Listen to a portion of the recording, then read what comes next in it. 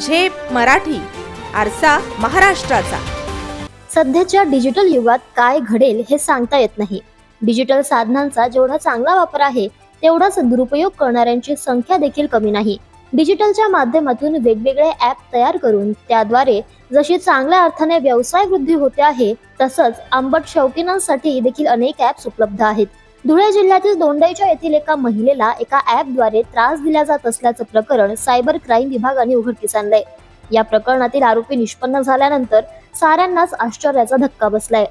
झालं असं की दोंडाईच्या येथील महिलेचा विवाह 5 वर्षांपूर्वी नाशिकच्या गंगापूर रोड परिसरात राहणारे मयुरेश अनिल जाधव यांच्याशी झाला.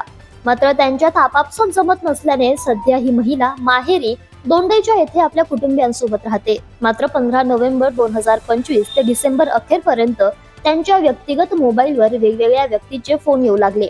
विशेष म्हणजे या महिलेने त्यांच्याशी अश्लील संभाषण करावे असा त्यांचा आग्रह होता. यासाठीच आपल्याला एका ॲपवरून हा नंबर मिळाला असल्याचंही या लोकांनी सांगितलं.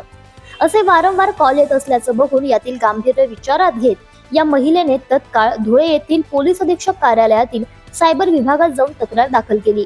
पोलिसांनी अतिशय शिताफीने तपास करून या ॲपवरील आयडी धारकाची माहिती मिळवली आणि समोर आलेल्या आरोपीचे नाव बघून पोलिसांसह साऱ्यांनाच धक्का बसला. कारण आरोपी दुसरा तिसरा कुणी नसून या महिलेचा पती मयुरेश जाधव यानेच हे कृत्य केल्याचं समोर आलं. मयुरेश जाधव याने या ॲपवर एक युजर आयडी तयार करून अश्लील संभाषणासाठी स्वतःच्या पत्नीचाच नंबर ऍड केला.